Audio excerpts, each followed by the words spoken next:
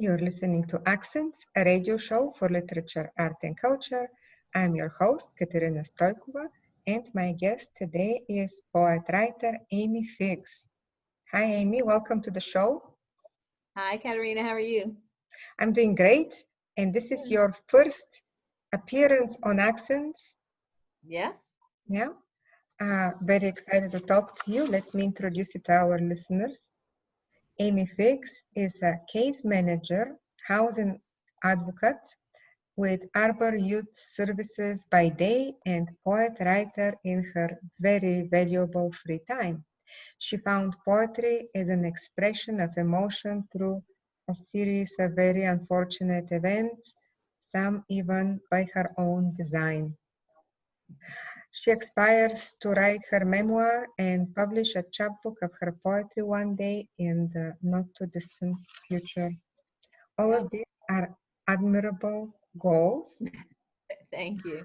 Before before I ask you to read, let me ask you, what are the challenges of our youth today, in your view? The youth that I work with are 18 to 24. So it's a little different than the youth that would be, at the Arbor homeless shelter. So I'm case managing 18 to 24-year-olds and jobs, job training, those types of things are big issues. Mine are homeless and housing insecure. My clients are, so, drug addiction, teen pregnancy.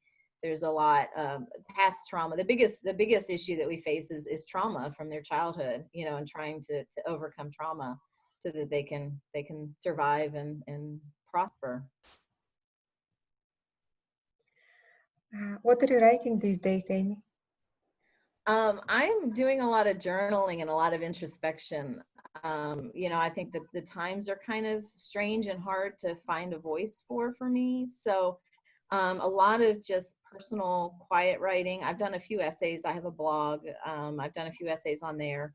A little bit of poetry, not a whole lot of poetry. And I'm putting a lot of ideas down that I'd like to look at again.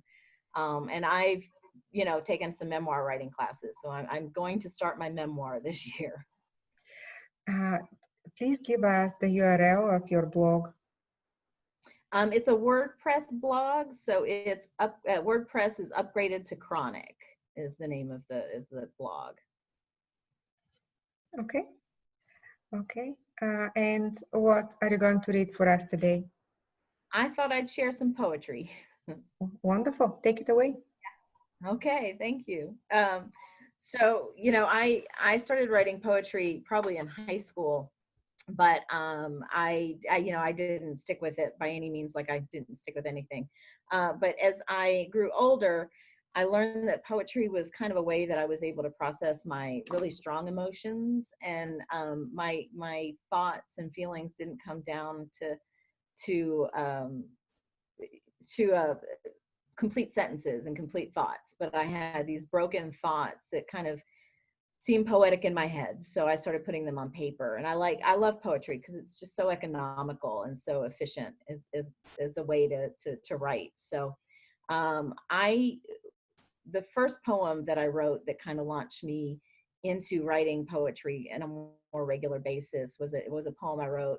I was very sick for a long time, and I survived that. And soon after that, I left my marriage, and then my soon-to-be ex-husband was sick, and he died. So kind of that whole process is a few years of unfortunate events. But I went hiking. I go hiking a lot as a way to kind of get away and get it out of my head. And so I was hiking one day, very soon before he died. He was in the hospital dying, and I wasn't allowed access to him.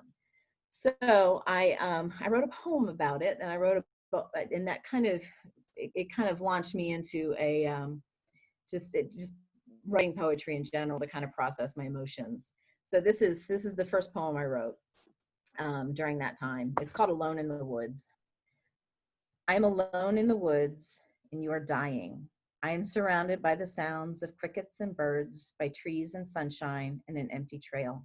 You are surrounded by beeps and buzzes, uncomfortable chatter, by women who barely know you, and a daughter who is broken now.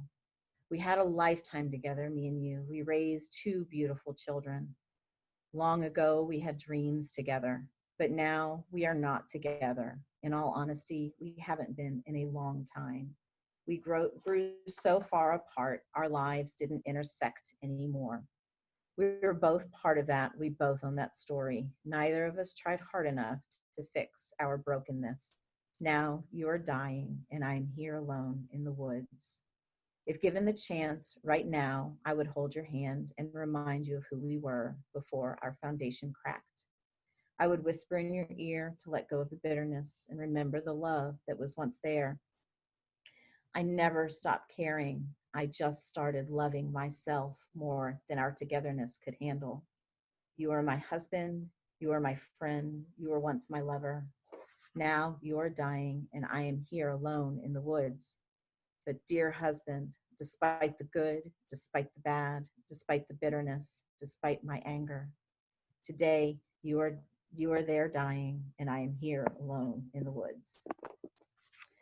So that was just really a way for me to process those big feelings that I was having. I was not allowed access to him. I couldn't give him those words. I couldn't talk to him, and I still cared. So that kind of that got the poetry ball rolling. And then soon after he passed, I had to go live with my parents.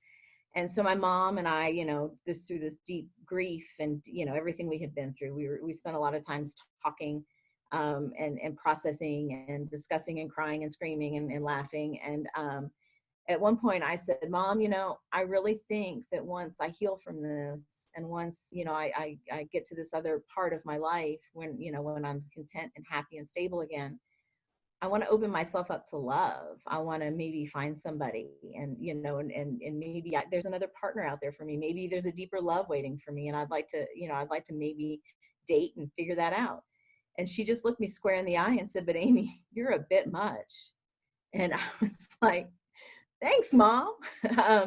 But she meant that in all love and compassion and but I'm a bit much. I have a lot that I've been through. I have a lot of experiences that have defined me.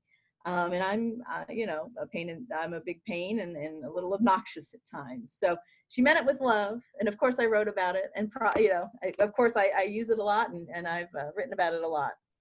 So this one is called I'm a Bit Much. My scars are long and deep. I have felt the cold chill of what if. I'm a walking miracle that stumbles on her own skirt hem. I'm a bit much. I can be loud and take up more space than was allotted to me. I can be silent and shrink into quiet darkness. I laugh without abandon and I cry without provocation. I am a bit much. I arrive with the weight of several lifetimes. I sit in your spaces with my heaviness. I will leave you with a question or an answer, sometimes both. My muchness is overwhelming. I'm a lot to take on. I'm the truth of the future and the pain of the past. I reflect your fears back to you when the sun hits you just so. I am a bit much. I walk into a room and demand your attention, then cower in the corner to avoid you. I can speak in front of hundreds, but mumble and stutter to just one. I am loud. I am voiceless all at once. I'm a bit much. So that was kind of my response to my mother. Thanks, Mom. And so these are kind of poems that are kind of progressing through the years for me. A lot of my poetry comes while I hike. I go outside and hike a lot. I camp. It's a way that I can kind of get out of my head, the walking and monotony of a trail. So a lot of my poems come just kind of from my hikes, either inspired by my hikes or on my hikes. I get ideas and sit down and put them in my phone. So this one is called Mountains, a Metaphor. When I was younger, I saw mountains and thought, how lovely. Sometimes I would go to the base, look up, and feel so small. I would claim fear of heights as my reason not to climb. There were times I would go part way and say I was enjoying the view from where I stood because it was hard, so hard to go all the way. Now I climb. I go to the base. I look up. I climb. I make it halfway. I swear. I curse. I pant. I scale. I slide. I stumble, I climb.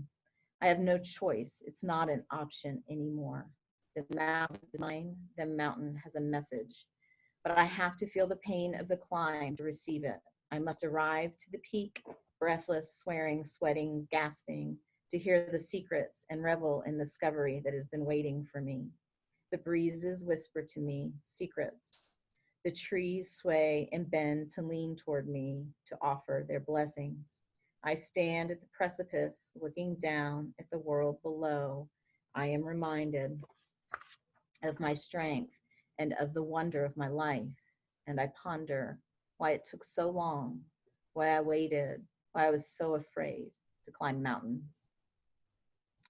So that was a big deal. I climbed a mountain. I have peripheral neuropathy from chemotherapy, and I climbed a mountain, and I was just amazed that I was able to do it, and I was just so proud of myself. So, and I kept thinking, why did I wait so long to do this? This is amazing. But it took a lot for me to get up that mountain. So now I'm climbing a lot more mountains these days. And I went through a phase where I decided I wanted to write love poems and soften my heart to love. And I had a hard time with that. So my love poems came out as love poems to my son and to the love of being a mother. And so to combine my nature poetry and my love of my son, I wrote a poem for him. It's called My Boy. I took him to the woods today. He was mad, I dragged him there. We walked in silence, I gave him space. I let the magic discover him. I looked back, he was smiling, a secret smile only known to me. He was happy, though he wouldn't have said so. I took him to the woods today so that he knew that if he is ever without me, he will know where to find me.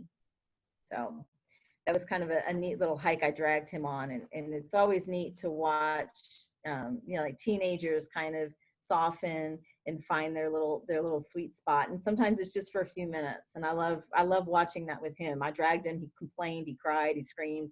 And we got about 20 minutes into a hike and he just softened and just kind of let it all kind of take over. And, about 10 minutes after that, he started complaining again. So I was glad to see that little bit, that little moment. So, and then I have one more that I'm working on. I've talked to a lot of my friends lately, and a lot of people have really bad anxiety right now. I think it's the moons. There's all kinds of retrograde happening in the astrological sense, and just the times have led us to a lot of anxiety. And I myself have had some anxiety that I've been working on. So this is called retrograde.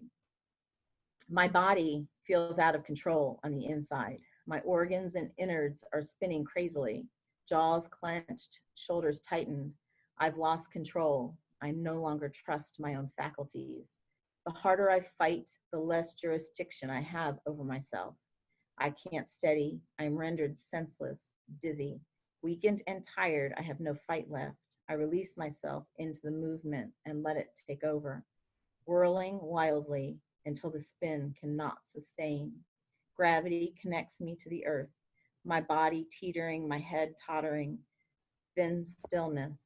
I take a breath. I stand up. I unceremoniously move forward. So that's kind of me processing my anxiety, I guess.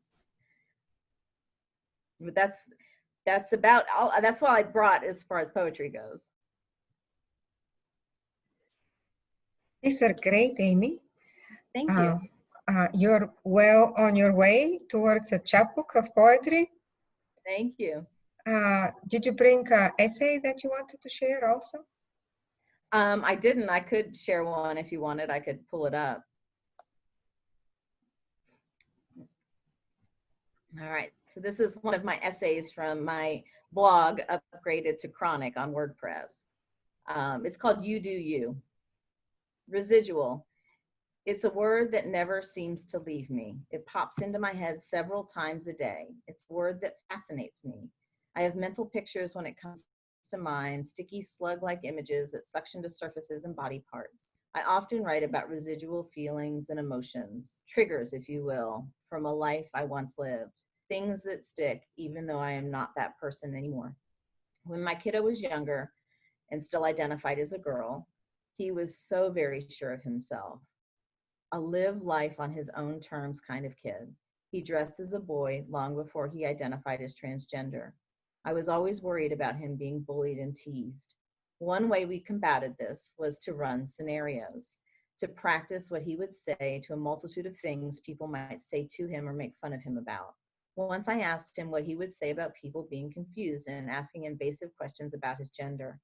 He looked at me, deadpan, and said, Mom, I would just say you do you. I'm doing me. It was at that moment that I started to question who was raising who. How could a 6-year-old be more sure of himself than a 41-year-old? How did he know automatically the lesson that it took me over 4 decades to learn? You do you. I drive friends crazy with the quote. I drive him, my kiddo, crazy. I'm really not allowed to say it to him anymore. It's like he learned the lesson a long time ago. He's good, yet I need to remind myself daily. I lived many years in a house of judgment. Everything I did was scrutinized. Any purchase I made, the food I cooked, the way I chose to deal with my cancer, the friends I kept, all subject to scrutiny. It was constant and heavy, and it never ended. It became part of me. I was always prepared to explain myself, offer my reasoning for my actions, apologize. When I finally left, it was confusing to me because he was upset. I didn't even think he liked me. He seemed to hate everything about me. Walking away from the judgment sounds freeing. I thought it would be. It's not, at least not right away. It's overwhelming and scary. I spent so much time in this place of explaining myself and justifying my actions that I didn't know how to just make a decision, how to do what I needed just because it was what I needed. I found myself explaining my actions to anyone, preparing my excuses for no one. I had this framework I lived within that was no longer there, like an animal that lives in a pen. When the pen is removed, what the hell do I do now? I started to wander outside the parameters of my pen. I looked out, tested the waters of my new life, trepidatious and timid, small steps at a time. I stopped explaining my actions to people. I stopped apologizing for taking up space. My mantra became, I am a grown woman. When I started to feel guilty for doing something, I had to retrain my brain. There was a sense of normalcy in being judged for me. I knew how to work with that. Being free was something that took practice. I also had to shine a light on my own toxicity. I had also become judgy, secretly scrutinized people for their actions and decisions. I had become a gossip and toxic friend to some. I had to work on the insecure parts of myself that I was projecting onto others. Being free from judgment also meant being free from judging. Learning to give people the benefit of the doubt and allowing grace to be my guide. Letting you do you so I could do me. I read a quote somewhere that said something like, your first thought is how your brain is trained to think. It's the thoughts after that speak to your true character. So a lot of times my first thought is still a judgment on a person or situation, but now I'm able to acknowledge it and make my next thought one of kindness and grace. Then I have a quote here that says, judgment demands punishment, by David Kessler. He's the author of Grief and Grieving, co-author of Grief and Grieving. Either end of judgment exacts a consequence of some sort. If you judge, you feel shame, as I always have after a group session, a group gossip session, or a deep-seated judgment I acknowledge I have on someone. When you judge, you are punishing your target. My punishment was withheld affection in my marriage, neglect. I was ignored and disregarded, a state that I had become used to, and let myself feel as though I was not worthy. I meditated, screamed, cried, prayed, drank, cursed, and raged my way to the other side, to this judgment-free zone. I dated a man for a brief time that was judgmental, but a little less so it felt comfortable to have someone to report to still. I knew right away I would never measure up to his expectations. I was impulsive, got tattoos, drank a little too much, stayed out a little too late. It was like I was rebelling or on Rumspringa. My ego became slightly overinflated, as if to make up for years of feeling unworthy and not enough. I was in a state of delightfully drunken chaos. Now the dust has settled. I am in this somewhat quiet, content life with my magical kid just doing us. This residual feeling of being judged comes back up daily. I find myself coming up with excuses for making an impulse buy with money that I worked hard to earn. I find myself preparing to explain to my parenting decisions to no one. I have spent 2 blissful hours on my back porch writing this and listening to music and the birds, stopping to cry for a few minutes because these memories hurt, The old me is still around sometimes and still processing these feelings. Who do I report that time to? Who do I explain these tears to? It's all still there, stuck to me. But I leave a little behind each time I remember. You do you. I'm doing me. Thanks, Leo. How lovely, Amy. We can learn so much from you. You know, I wrote 2 quotes today. I'm a bit much. Delightfully so, me too. And then you do you, I'm doing me. I'm going to use that and give you and your son credit for it. Really Good. He gets all appreciate it. Yeah, really appreciate you. And Thank you. good luck with your writing and Thank you. with your parenting and with your dating and with your life in general. Thank you very much. Appreciate it. It was good to talk to you. Good to talk to you too. Good luck with everything. Thanks. Bye.